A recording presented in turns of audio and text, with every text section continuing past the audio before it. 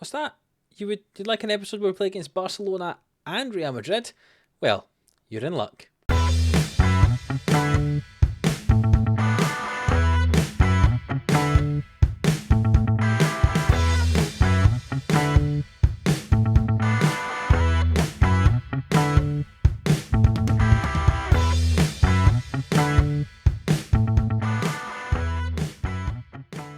Yes, hello, welcome into Living Sports here for another episode of Glory Hunter on Football Manager 22. Still here with SerieA. If you missed the last episode, go and check it out. That was our last two games before our winter Christmas break thing that happens here in Spain, so go and check them out. And if you are new around here, hit that subscribe button so you do not miss an episode. We're getting to the business end of this season now. A 3-horse title race between ourselves, Barcelona and Real Madrid, and today we play against those two other teams to keep our title hopes alive, because as you can see, since we last met, we've played a couple of games in the league. One of them was a pretty bad defeat, but we'll talk you through them chronologically. We did play against Osasuna, who are bottom of the table. It did take us the 81st minute to get a goal on that one, but we scored two, Maroni and Quinton on the score sheet. We then played in the Super Cup, which I believe is the teams that finished first and second in the league, and then the two finalists of the Cup. At least it was ourselves, Eibar, Real Madrid and Barcelona who were in it this year. But correct me if I'm wrong down below if that's not the case, if it's the top four sometimes or whatever it is. But nonetheless, we played Barcelona. We beat them 1-0 after extra time, a goal from Kouame in that one. And then we played against Real Madrid and we beat them 2-1 thanks to goals from Maronier and Demir. So we've already beaten Barcelona and Real Madrid this month. Unfortunately, it wasn't in the league. So today, in this video, hopefully we can repeat that, but in the league this time. We did, however, play a game in the league against Sociedad and lost 3-0. A hat-trick for Kirikabura there. Look at the average ratings above my head. We didn't play well, but it was as simple as that. It wasn't even a hugely rotated side. We had a couple of changes in it, but not a huge rotation, and we just lost 3-0, and they were down in 16th at that time. It was really bad, really, really bad. And then we played in the third round of the Copa del Rey, a competition we don't need to win, so I'd fully rotated the side for that one. Kouame got two, and Pau Torres, who was playing in that one because he'd missed the game before, just to give him some fitness, he scored a goal in that one as well. So that puts us through in the Copa del Rey, but that doesn't matter. We don't need to worry about that. We've already won it. But that loss to Sociedad has dropped us into third position in the league, and you can see it was not a good loss at all. Sociedad there and 12th at this moment in time, but look at that, 24 points. They were all the way down here on 21 before that. Oh, a bad defeat, unfortunately for us. And it does mean, I say, we're 2 points behind Barcelona, level on points with Real Madrid, but their goal difference are both far superior compared to us, because they still haven't lost any games. It's absolutely crazy. But today, we hope to change that by beating Barcelona and then beating Real Madrid. It's going to be tough, but can we do it? Well, we've already beaten them both this month. And something the eagle-eyed amongst you might have noticed, we've drawn Manchester City in the Champions League first knockout round. Not the easiest of games, but that'll be the next two episodes, I imagine. The first leg of that one, and then the second leg as well. Can we get through that competition? The answer's probably no, but we'll certainly try. And if we don't, it means we've knocked out of those competitions and we can concentrate fully on La Liga as we get to the business end of this season. A couple of things that are worth noting in terms of the squad at the moment. We have loaned Arnautovic out to Wolfsburg till the end of the season. He was annoyed that he wasn't playing enough, so away he goes. Yarintsev is also currently injured for the next 3 to 5 weeks, which means our only options at right back are Foyt and Thielmann, really. So I'm considering bringing in another right back option for the second half of the season. It means that we'll have even more options in there. And you can see that Esposito has also got a knock. He'll be just about recovering, possibly in time to start the Real Madrid game, but I'm not going to risk him today. It says that Pellegrini's under bid, but that's at the end of his contract, which is at the end of this season. Remember, we have him on a 2-year loan, and it's also the same year, the end of the loan, that his actual contract expires at Man City as well. We are not going to try and get him because he's old. I mean, that was one of the reasons we sold him to Manchester City when we were Roma manager. He's 31, he probably does have a few good years ahead of him still, but I think for that amount of money, 100k, he's probably going to want a bit more than that. Folk like Milan are interested in him. I don't really think I want to pay that for somebody who's the age that Pellegrini is. But with all that said, we do have some fitness problems for Maroni and Manu Sanchez and Foyt.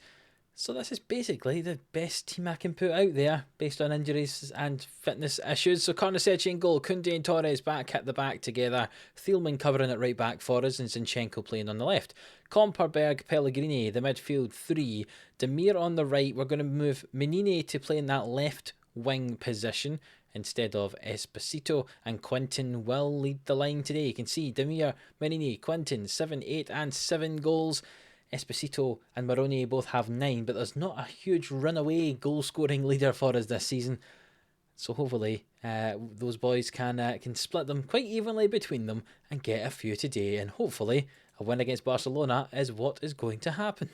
We're away to Barcelona today, and then we are at home to Real Madrid in the second game of today's episode. So probably you'd say this is going to be the toughest one away at the Camp Nou. It's not an easy place to go. And you can see Barcelona currently leading the way in the league. Can we get ourselves back top of the table after that disappointing defeat up against Real Sociedad? Let's find out. We've not had a shot yet in the first 20 minutes. Finally, one is on the board. And there's a highlight here early on. Menini lost the ball, but Torres has collected it. It goes all the way back to Karnaseci. I was going to say in the goal, but he's very far out the goal. Torres plays it to Berg and Demir. Forward into Menini here. Can he finish? It's a good save from Ter Stegen. That was a good chance for us there. Should really have put it past the keeper, but not quite. Well, it's been a very boring first half so far. This is only the second highlight of the game, and it's ours. Can we do anything with it? No. Poor pass from Koundé. Fati's got it now, and it's a good save from Karnaseci. Mistake from Koundé there. He's been so solid at the back, but not that time. Nearly gave Barcelona a chance at getting the first goal of this game as we head the ball away from that corner kick. Just about holding on to a 0-0 draw, it would appear, at this stage as we get to half-time. And all in all, it's been a fairly kind of even game. They've had a few more shots than us, but really, I don't think anyone can complain that it's a 0-0 scoreline. Free kick for ourselves. Pellegrini swings it in, and someone was pushed there. Whoever this is, who was pushed? Koundé? It looked like he was pushed. We'll see what VAR says. I would say he was pushed, but VAR agree with me, thankfully, and we have a penalty kick. And who's going to step up to take it? No Esposito, who normally takes them for us, so I think it's Berg. Indeed it is. He steps up and he hits it, and Ter Stegen saves it. Oh, what a chance to have went 1-0 up against Barcelona here.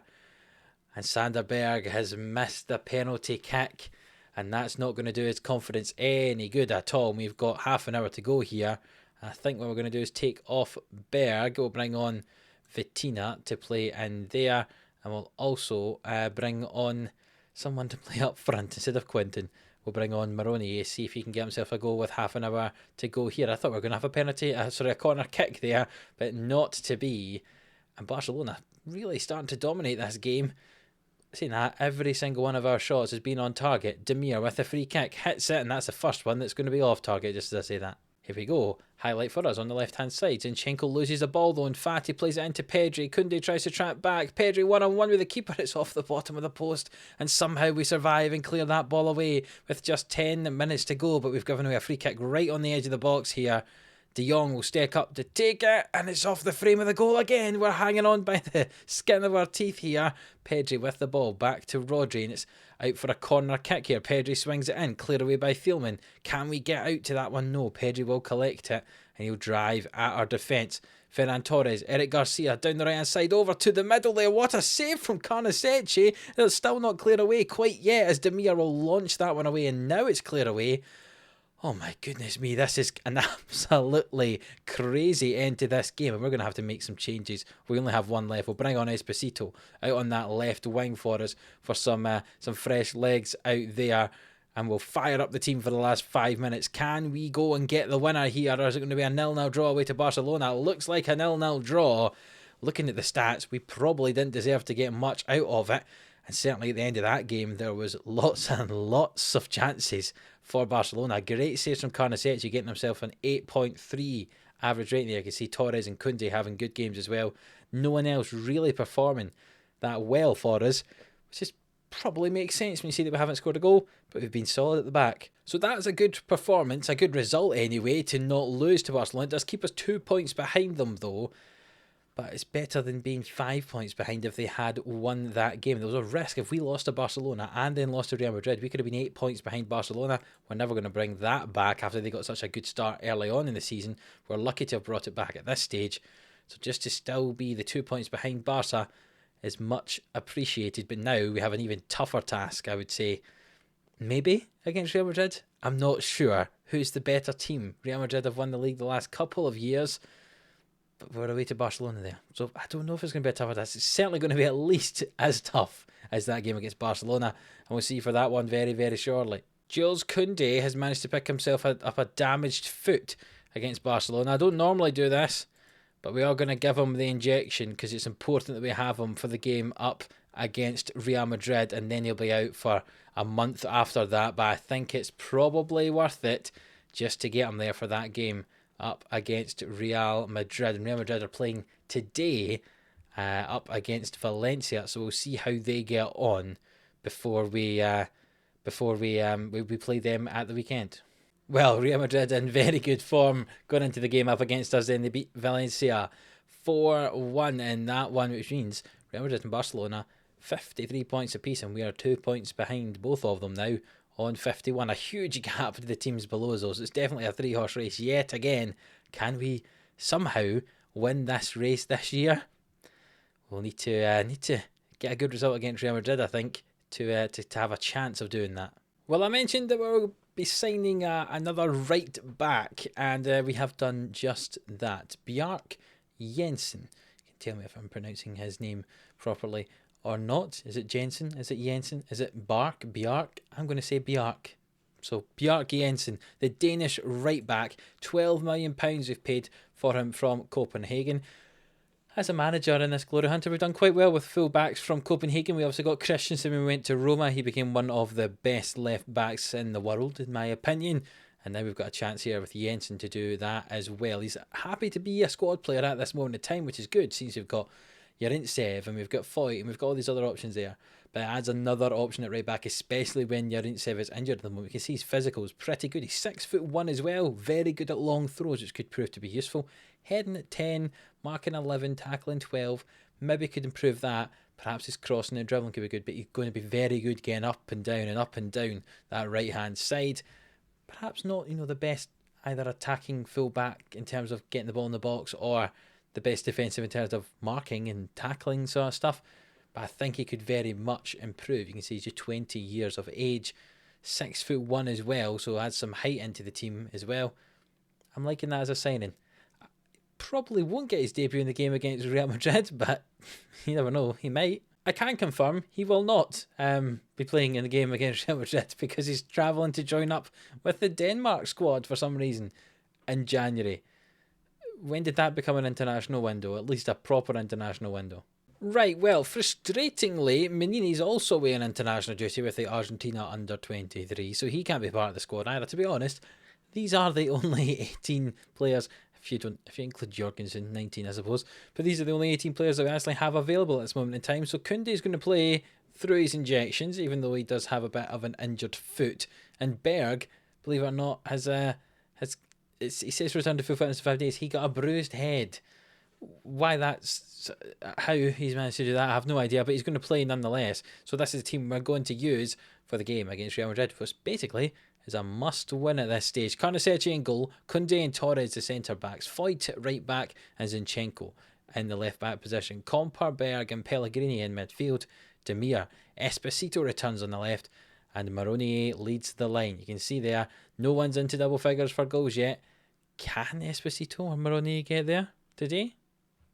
Let's hope so. So we're the only game that is playing today, so it means that whatever we do, we will actually be going top if we win, for example, and not waiting for Barcelona to do something later on today. The ball was swung in. Koundé heads it. That was a save, I think, by the goalkeeper, and it's now out for a corner kick. Pellegrini will go over to take it. Koundé and Torres at that front post. Koundé heads it again. 2 headers back to back. And we've had 7 shots in the first 20 minutes of this game. Real Madrid have had none. That's the first half we've absolutely dominated, but we've not really had the chances, or highlights I should say, to show for it. Esposito with the free kick, curls it just wide of the post. The goalkeeper did not even dive for it, did Courtois. 14-3 in terms of shots. We are dominating the game. 16 shots. Somehow, we are not on the score sheet with 17 shots in the first half. This is the sort of game that we dominate, and then Real Madrid will go and get a goal or a win, and that'll be very disappointing indeed. Let's see what we can do in the second half, if we can maybe be a little bit more clinical. Real Madrid with the ball on their left-hand side. Foyt heads it back to the goalkeeper, and Karnasic will just about collect it as he throws it forward toward Koundé. And Koundé comes forward with the ball now. Berg, Koundé, back to Kompa. Can we get through these lines? Pellegrini plays it in toward Maronier, and it's passed about at the back there by Real Madrid and launched long. And Zinchenko will get this just about. Now Pellegrini and Esposito, and it's for Maronier. He's in behind the defence here. Can he finish? He's tried to round the keeper. It's a great challenge in the end by the defender.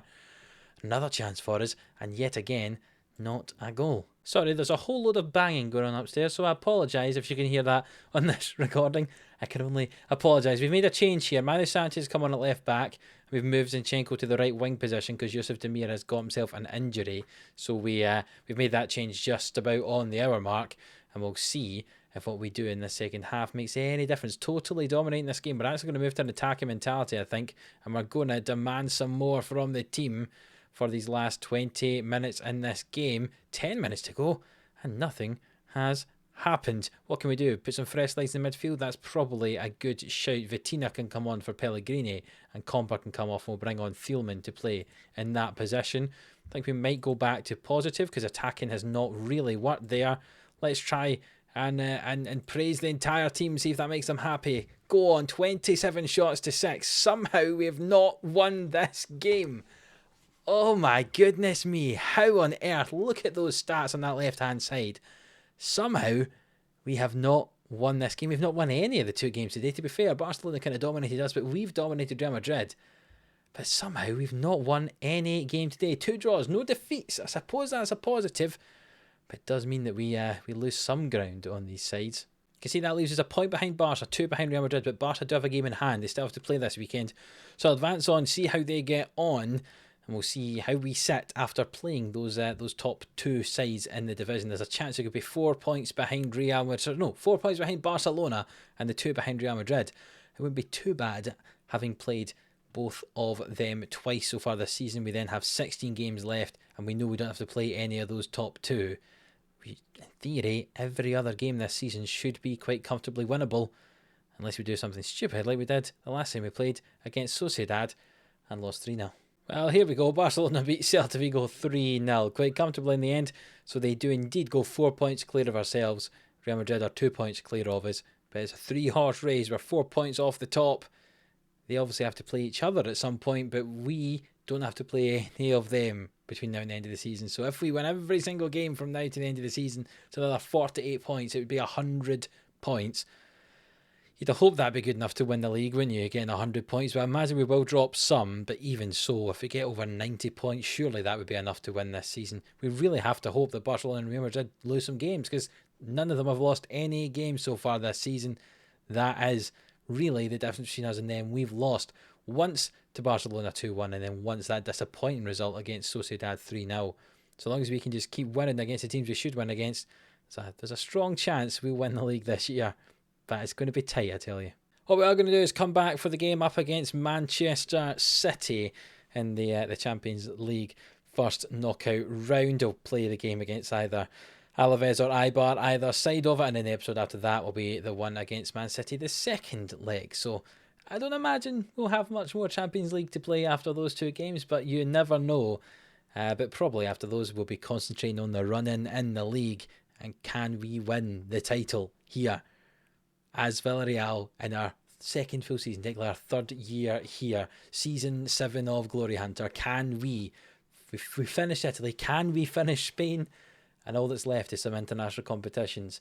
England, Germany, France, and the top 2 European competitions. I mean, there's still a lot to do if we do somehow win the La Liga title this season. But it would certainly help us, and it would allow us to move on from this job if we could somehow win the title this year. It's going to be very exciting indeed, but it will be very exciting in the next episode when we play up against Manchester City. So if you have enjoyed this one, 2 0-0 draws, I think it was fairly exciting 0-0 draws, or certainly very interesting 0-0 draws. Please do leave a like on the video if you have enjoyed it. Subscribe to the channel if you haven't already so you don't miss an episode. And until the next one, which will be Manchester City in that Champions League first knockout round, we'll see you then.